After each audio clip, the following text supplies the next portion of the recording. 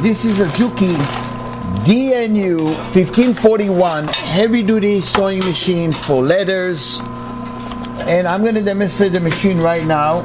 As you see, this machine have a dial for the stitch. You have a large stitch to go for, and then you have a reverse.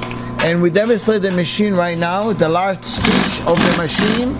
This is the large stitches you see over there.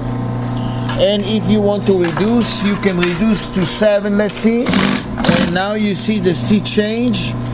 As you see over here, the stitch is smaller.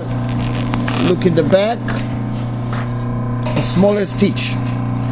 Now we're going to demonstrate to run it fast. Machine sounds so smooth and nicely.